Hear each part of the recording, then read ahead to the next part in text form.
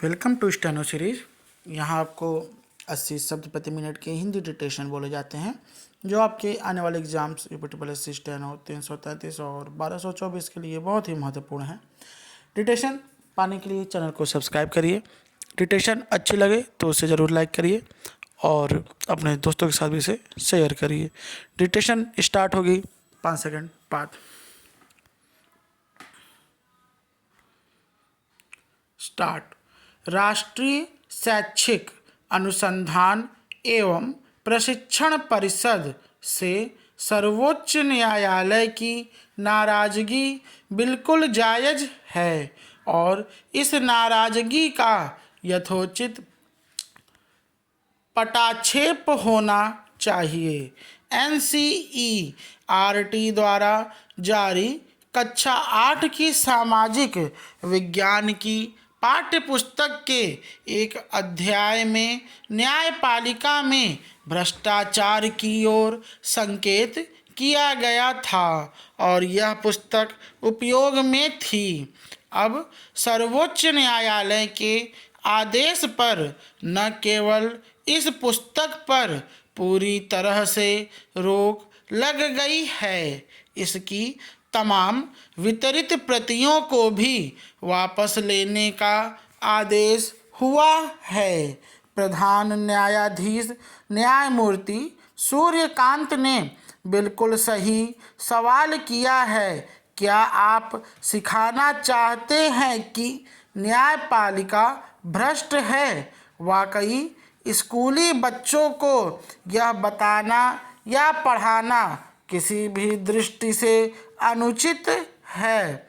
NCERT की इस पुस्तक ने न्यायालय को बहुत निराश किया है। न्यायाधीशों की भाषा में कहें तो न्यायपालिका का खून बहाया गया है। अतः यह न्यायपालिका के साथ खड़े होने का समय है। सोचकर देखिए, स्कूली बच्चों को अगर यह पढ़ाया जाए कि हमारी कार्यपालिका, न्यायपालिका या विधायिका बुरी है तो इससे क्या संदेश जाएगा? यह पढ़कर बच्चे देश के बारे में क्या धारणा बनाएंगे? पैरा।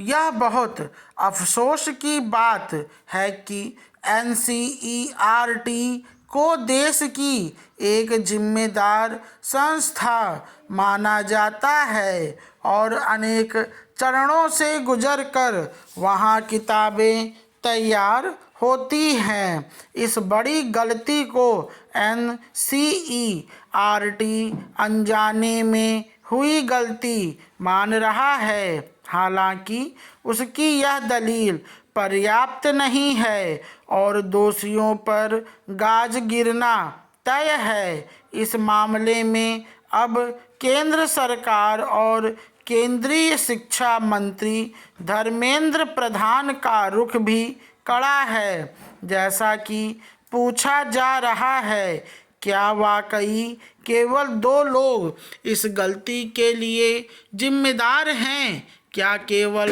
2 लोगों को कटघरे में खड़ा कर देने से एनसीईआरटी की जिम्मेदारी पूरी हो जाएगी? एनसीईआरटी को यह सुनिश्चित करना होगा कि पाठ्यपुस्तक लेखन में बहुत सुलझे हुए विचारवान लोगों के लिए जगह बने। साथ ही लेखन से भी ज़्यादा जरूरी है लिखे हुए पाठ को व्यापक दृष्टिकोण से परखना। समाज में नाना प्रकार के सत्य हैं, किंतु हर सत्य स्कूलों में पढ़ाया या सिखाया जाए तो इसके नुकसान ज़्यादा और फायदे कम हैं। सही पाठ्य पुस्तकें बच्चों में उत्साह और आशा बढ़ाने का काम करती हैं, देश के प्रति प्रेम भाव पैदा करती हैं, व्यवस्था के प्रति सम्मान भाव लाती हैं, ताकि बच्चे जब बड़े हों तब जागरूक नागरिक साबित हों। यदि उन्हें कोई यह पढ़ाना चाहता है कि हमारी व्यवस्था का फला अंग खराब हो चुका है, तो वास्तव में वह देश की शिक्षा और मानसिकता को नुकसान पहुंचाने की साजिश है। इसे अपराध की श्रेणी में रखकर आगे बढ़ा जाए तो बेहतर है। स्टॉप।